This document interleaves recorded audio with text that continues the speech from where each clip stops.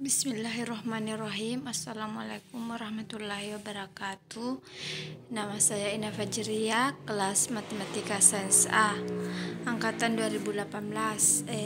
Di sini saya akan mempresentasikan tugas saya yang tugas ke-6 yang berjudul Perbandingan Pengklusteran Data Iris menggunakan metode Kamians dan fusi Chemians.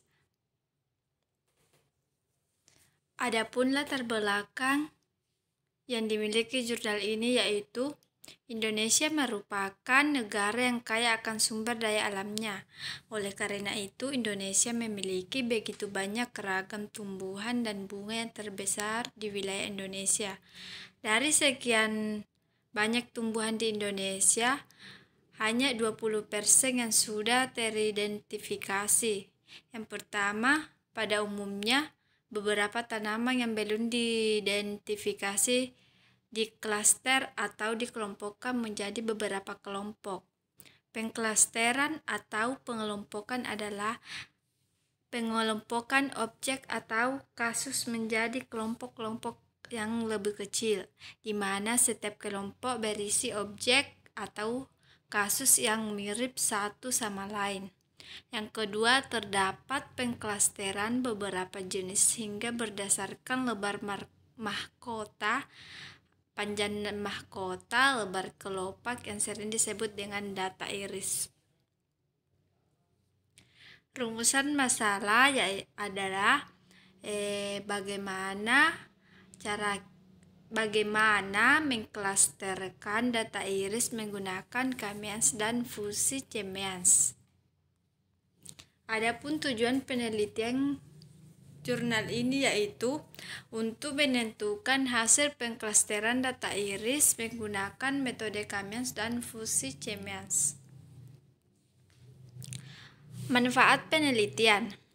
Pada penelitian ini akan menjelaskan mengenai perbandingan pengklasteran data iris menggunakan metode Kamians dan Chemians. Akan tetapi, pembahasan ini akan dipresentasikan dengan menggunakan software MATLAB. Pada MATLAB terdapat fungsi yang dapat digunakan untuk mengklaster data.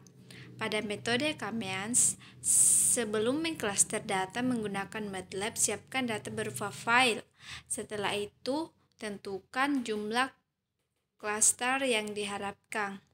Lalu masukkan fungsi metode Kamians pada MATLAB seperti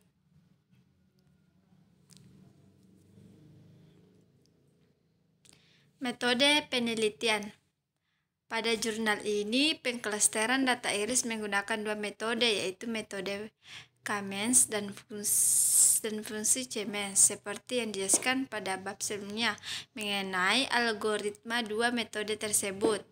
Terdapat perbedaan pada masing-masing algoritma. Untuk lebih memahami perbedaan kedua algoritma, kita dapat dilihat dari flowchart algoritma Kamians yang ada di samping, yaitu kita mulai, kemudian masukkan data. Sesudah kita memasukkan data, kita menuju untuk menentukan jumlah klaster. Kemudian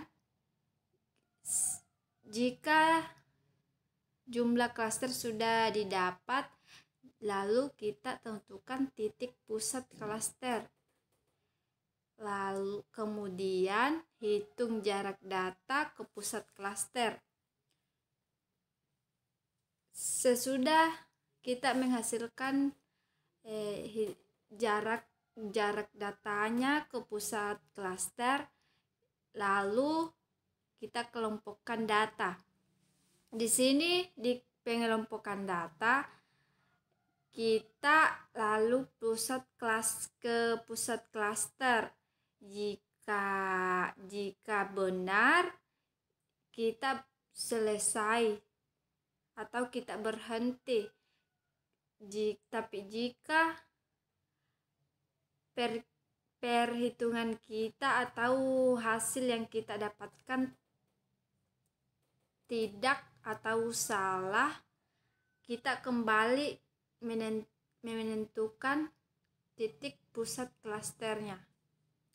Baiklah, yang di samping merupakan flowchart Siemens, yaitu mulai, lalu kita masukkan data, kita memilih data yang akan kita klaster, lalu membangkitkan bilangan random, kita menentukan bilangan randomnya terlebih dahulu, lalu kita menghitung pusat klaster. Setelah pusat klaster didapat, kita menghitung fungsi objektif. Dari hasil hitung objektif tersebut,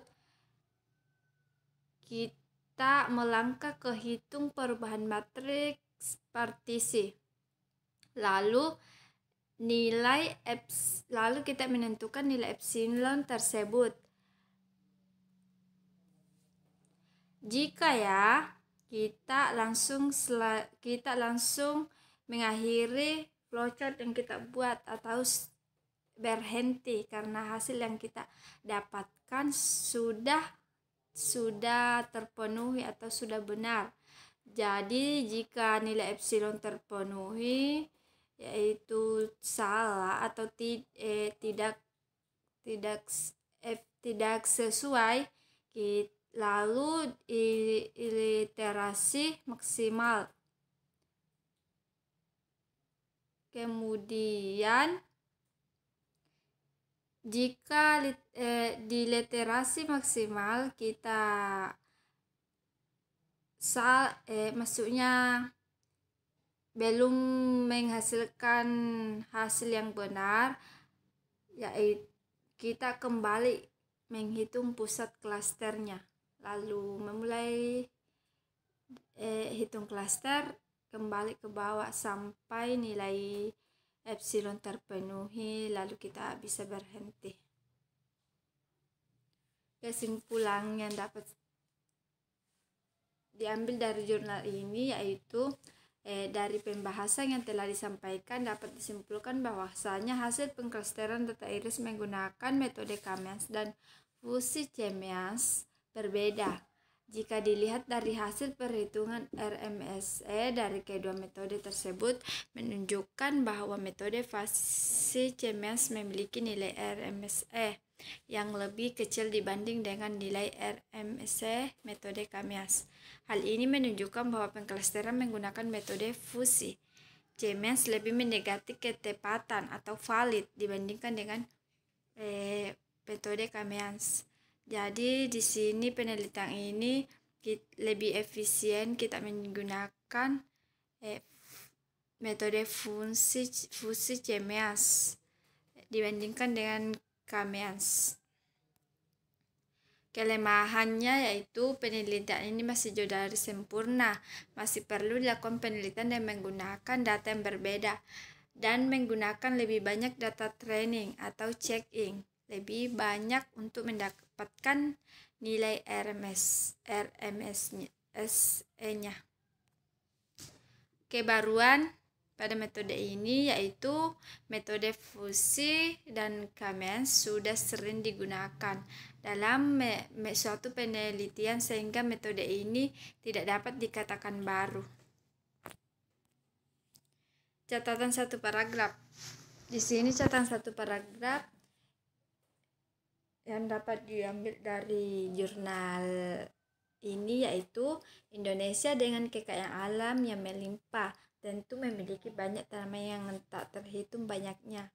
Untuk mengklaster tanaman menjadi beberapa kelompok yang berbeda dapat menggunakan beberapa metode.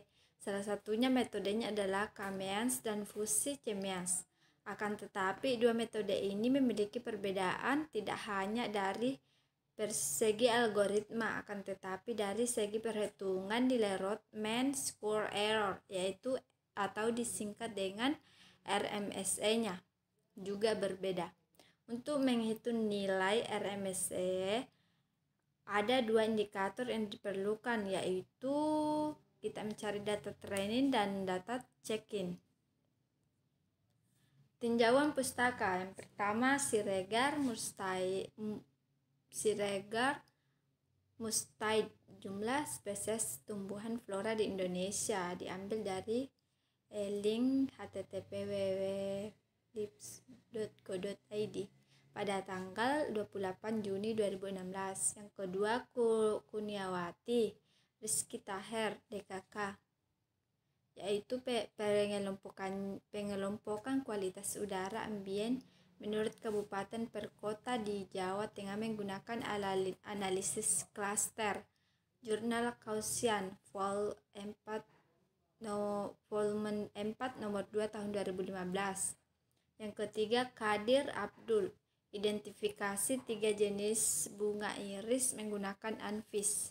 Yang keempat Asmi Mary, komparasi metode jaringan syaraf, tiruan Zoom dan LUQ untuk mengidentifikasi data bunga iris. Jurnal Teknoif Vol 2 nomor 1 bulan April 2014. Yang kelima Rianto Hendrik Puasa, DKK, analisa dan implementasi fusi inference sistem pada hasil klasterisasi algoritma fusi substrate clustering Universitas Telkom 2010. Baiklah, itu saja yang dapat saya sampaikan. Lebih dan kurangnya mohon dimaafkan. Wabillahi taufiq wa hidayah. Assalamualaikum warahmatullahi wabarakatuh.